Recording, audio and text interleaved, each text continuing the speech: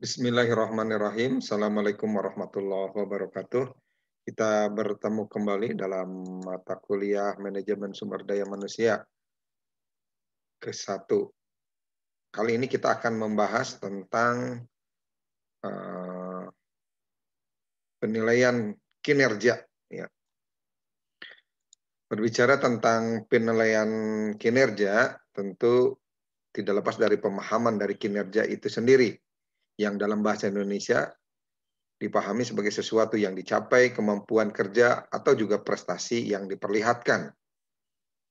Kinerja merupakan hasil atau tingkat keberhasilan seseorang secara keseluruhan dalam periode tertentu dalam melaksanakan tugasnya dibandingkan dengan berbagai kemungkinan seperti standar hasil kerja, target atau sasaran, atau juga kriteria yang telah ditentukan terlebih dahulu dan disepakati bersama.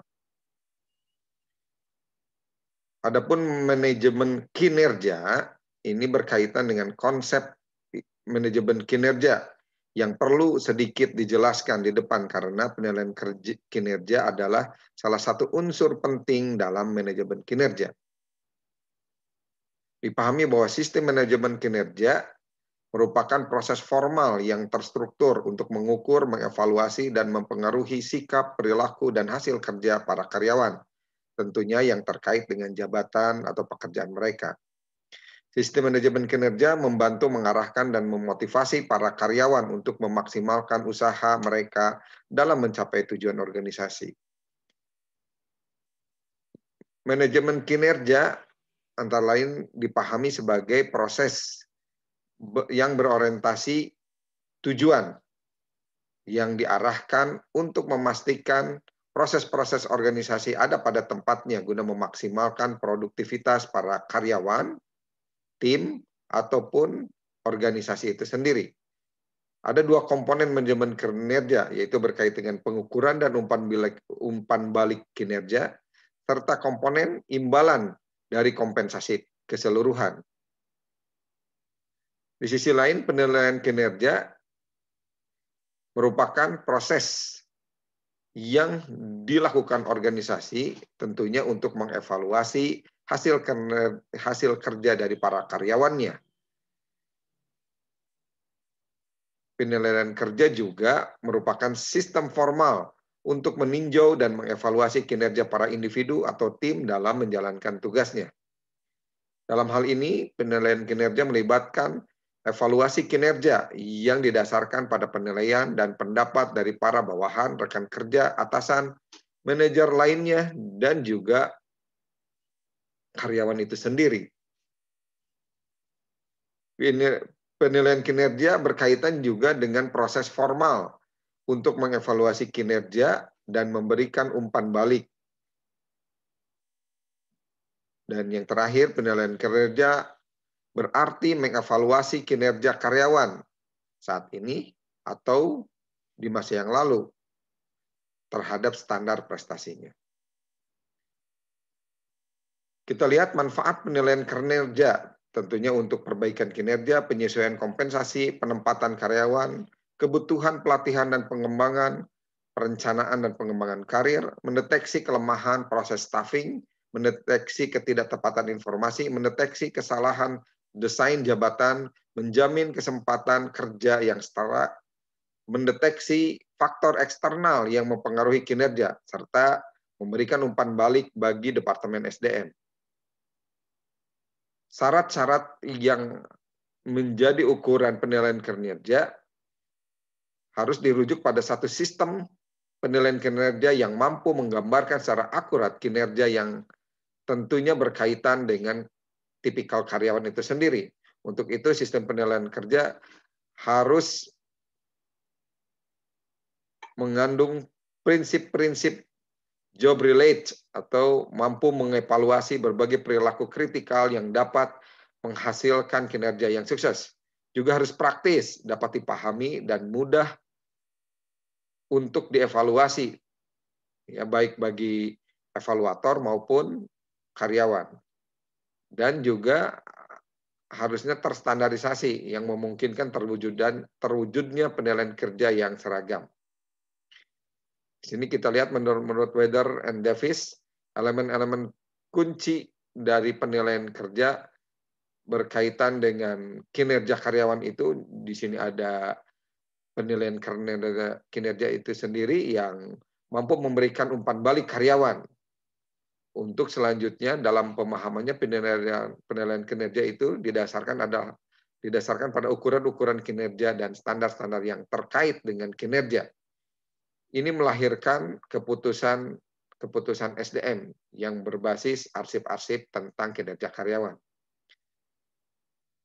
Selanjutnya tentang standar kinerja yang merupakan tolak ukur atau benchmark yang digunakan untuk mengukur kinerja. Agar efektif, standar tersebut harus terkait dengan hasil yang diharapkan dari satu jabatan.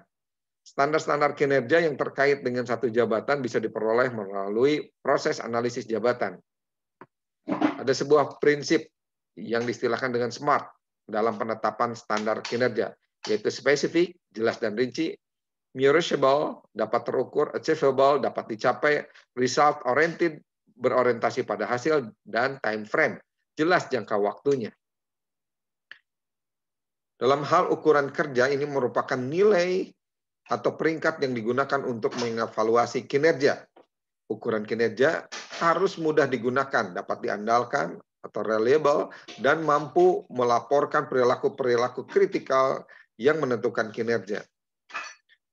Dilihat dari jenis dan akurasi ukuran kinerja, dalam hal tipe ukuran kinerja, secara objektif, langsung itu sangat tinggi dan tidak langsung tinggi.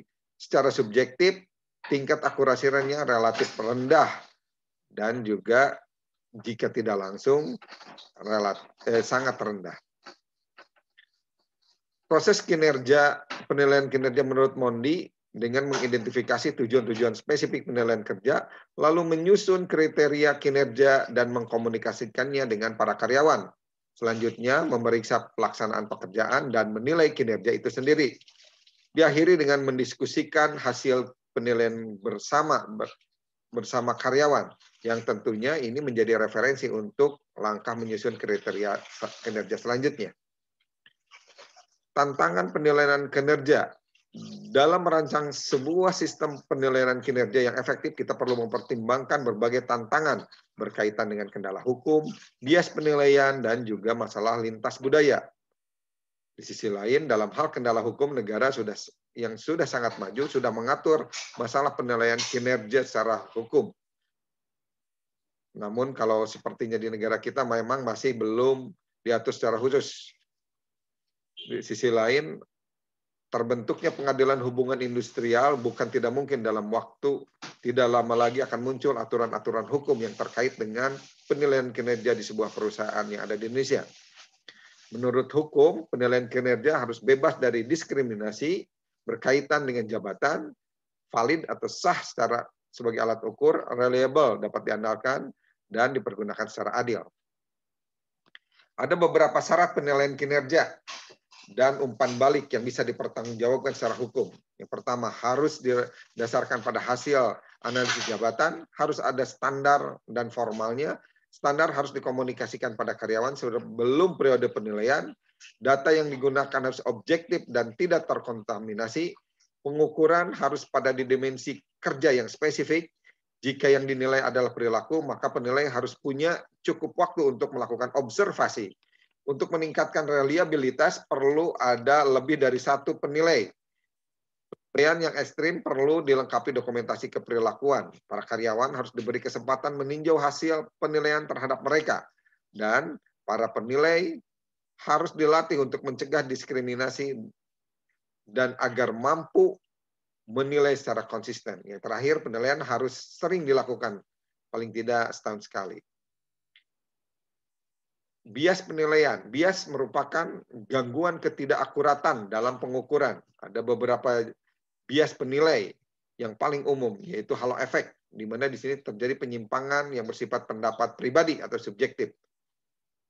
The error of central tendency, di mana penilai tidak senang memberikan penilaian jelek atau baik kepada pegawai. Selanjutnya, the leniency dan strictness bias. Ini berkaitan dengan penilaian yang terlalu lunak atau juga terlalu keras. Personal prejudice, ini penilaian yang dipengaruhi oleh prasangka yang tidak baik terhadap satu kelompok masyarakat. Dan yang terakhir, the recency effect, yaitu penilai mendasarkan penilaiannya pada perilaku kerja yang paling akhir terjadi. Ada beberapa metode dalam penilaian kinerja.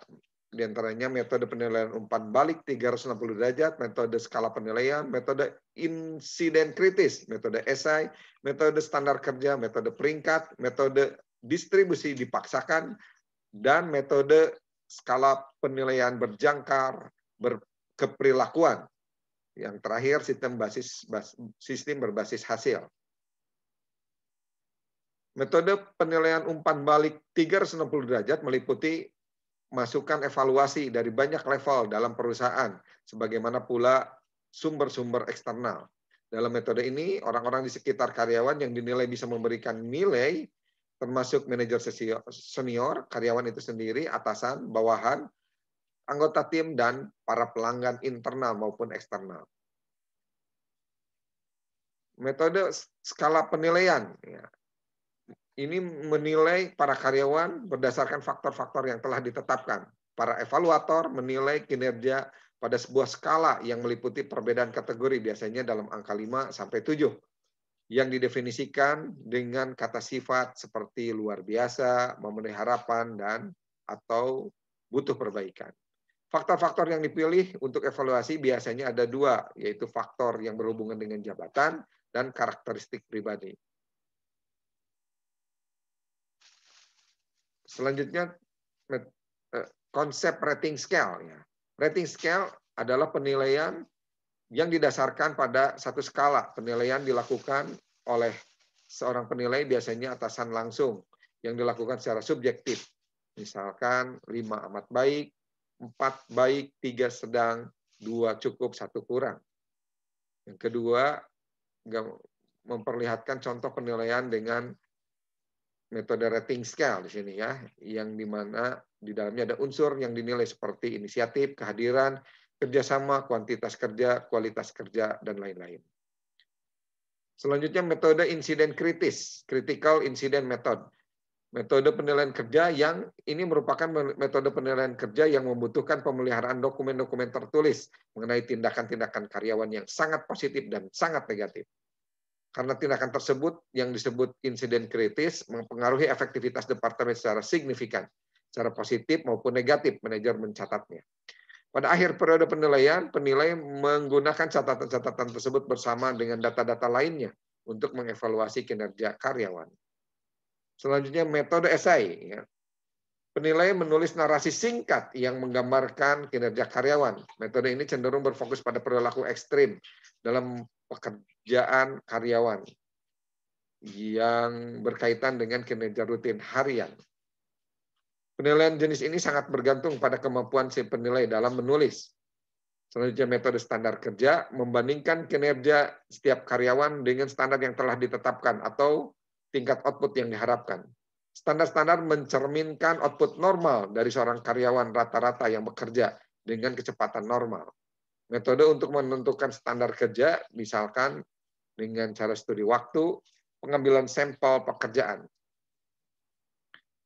Selanjutnya metode peringkat. Penilai menempatkan seluruh karyawan dari sebuah kelompok dalam urutan kinerja keseluruhan. Sebagai contoh, karyawan terbaik dalam kelompok diberi peringkat tertinggi dan yang terburuk di peringkat terendah. Anda mengikuti prosedur ini hingga Anda memeringkatkan semua karyawan. Kesulitan timbul ketika semua orang bekerja pada tingkat yang merata atau sebanding. Selanjutnya metode distribusi dipaksakan, forced distribution method, mengharuskan penilai untuk membagi orang-orang dalam sebuah kelompok kerja ke dalam sejumlah kategori terbatas, mirip satu distribusi frekuensi normal. Lalu selanjutnya metode skala penilaian berjangkar keperilakuan, menggabungkan unsur-unsur skala penilaian tradisional dengan metode insiden kritis. Juga berbagai tingkat kinerja ditunjukkan sepanjang sebuah skala yang masing-masing dideskripsikan menurut perilaku kerja spesifik dari seorang karyawan. Selanjutnya, sistem berbasis hasil di masa lalu merupakan satu bentuk manajemen berdasarkan tujuan. Manajer dan bawahan secara bersama-sama menyepakati tujuan untuk periode penilaian berikutnya. Dalam sistem tersebut, salah satu tujuannya misalkan mengurangi limbah 10% pada akhir periode penilaian. Sebuah evaluasi berfokus pada seberapa baik mencapai tujuan mengurangi limbah tersebut. Metode ini didukung oleh checklist di dalamnya ya, dengan penilaian yang didasarkan pada satu standar unjuk kerja yang sudah dideskripsikan terlebih dahulu. Kemudian penilai memeriksa apakah pegawai sudah memenuhi dan melakukannya. Standar-standar unjuk kerja misalnya pegawai hadir, pulang tepat waktu, bersedia lembur, patuh pada atasan, dan lain-lain. Penilaian pada umumnya dilakukan secara subjektif. Ada metode checklist lainnya yang berbasis bobot ya. Dengan nilai bobot ini berkaitan dengan uraian kepatuhan seperti bersedia lembur, melihat tempat kerja, bersedia membantu pegawai lain, melakukan perencanaan kerja, dan hadir di tempat kerja tepat waktu. Teknik lainnya adalah critical incident technique, ya, penilaian yang didasarkan pada perilaku khusus yang dilakukan di tempat kerja, baik perilaku yang baik maupun tidak baik. Critical incident teknik ini bisa digambarkan di sini, ada data tanggalnya berkaitan pemeliharaan mesin, di mana dianalisis perilaku positifnya dan negatifnya, dan secara umum perilaku dijelaskan. Atau mungkin dalam tahap selanjutnya pengoperasian juga dilihat perilaku positif dan negatifnya, juga perilaku umum. Teknik lainnya skala penilaian berjangka perilaku. Nah, skala penilaian berjangka perilaku di sini penilaian yang dilakukan dengan menspesifikasikan unjuk kerja dalam dimensi tertentu. Selanjutnya, masing-masing dimensi diidentifikasikan berdasarkan perilaku tertentu, baik perilaku yang sangat diharapkan maupun yang tidak diharapkan. Teknik selanjutnya adalah observasi dan tes kinerja. Ini merupakan penilaian yang dilakukan melalui tes di lapangan. Misalkan seorang pilot selama 6 bulan sekali menjalani tes yang meliputi pengujian pengetahuan mengenai prosedur pelaksanaan pekerjaan dalam menerbangkan pesawat yang dilakukan secara langsung dengan menerbangkan pesawat atau dalam simulator dan tes kesehatan. Teknik lainnya, metode perbandingan kelompok. Metode ini dengan membandingkan seorang pegawai dengan rekan sekerjanya yang dilakukan oleh atasan dengan beberapa teknik lainnya, yaitu dengan teknik pemberangkatan, pengelompokan pada klasifikasi yang sudah ditetapkan, pemberian poin atau angka, metode perbandingan dengan pegawai lain. Selanjutnya ada juga teknik pemeringkatan, di mana keseluruhan karyawan dalam satu kelompok diurutkan mulai yang terbaik sampai yang terburuk. Pengelompokan pada klasifikasi yang sudah ditentukan, misalkan metode ini dilakukan dengan cara membuat distribusi klasifikasi, misalkan 12,5% terbaik, ataupun nilai yang ditetapkan bukan 12,5% ini, misalkan 75% terbaik. Selanjutnya nilai-nilai itu juga berkaitan dengan kesepakatan. Kemudian seluruh karyawan dimasukkan dalam kategori yang mana. Selanjutnya dengan teknik memberikan poin. Metode pemberian poin yaitu semua pegawai yang dinilai diberi poin atau nilai yang diurutkan dari yang terbesar hingga yang terkecil. Ya. A 89, yang terendah E 60, dan seterusnya. Perbandingan dengan pegawai lain. Metode ini menggunakan teknik perbandingan setiap pegawai dengan pegawai lain untuk menentukan siapa yang terbaik. Kemudian pegawai yang terbaik adalah pegawai yang memiliki jumlah yang terbaik dibandingkan dengan yang lainnya. Nah, di sini perbandingan ini dengan menggunakan matriks ya. Dari data A sampai Z dengan skala nilai 1 sampai 10. Selanjutnya penilaian diri sendiri. Penilaian diri sendiri adalah penilaian pegawai untuk diri sendiri dengan harapan pegawai tersebut dapat mengidentifikasi aspek-aspek perilaku yang perlu diperbaiki di masa yang akan datang. Pada pelaksanaannya, organisasi atau atasan penilai mengemukakan harapan-harapan yang diinginkan dari pegawai pada pegawai dengan orientasi tujuan organisasi dan tantangan-tantangan organisasi. Berdasarkan informasi pegawai tersebut, dapat mengidentifikasi aspek-aspek perilaku yang perlu diperbaiki selanjutnya. Selanjutnya, teknik manajemen by objektif. Nah, ini sebuah program manajemen yang melibatkan pegawai dalam pengambilan keputusan untuk menentukan sasaran yang akan dicapainya. Lalu penilaian secara psikologis merupakan proses penilaian yang dilakukan oleh para ahli psikologi untuk mengetahui potensi seseorang yang berkaitan dengan pelaksanaan pekerjaan seperti kemampuan intelektual, motivasinya dalam bekerja, dan lain-lain. Selanjutnya, assessment center, di mana di dalamnya merupakan pusat penilaian yang melakukan penilaian melalui serangkaian teknik penilaian dan dilakukan oleh sejumlah penilai untuk mengetahui potensi seseorang dalam melakukan tanggung jawab yang tentunya lebih besar. Demikian pembahasan kita kali ini mengenai penilaian kinerja. Mudah-mudahan bermanfaat. Sampai jumpa di pertemuan selanjutnya. Terima kasih. Assalamualaikum warahmatullahi wabarakatuh.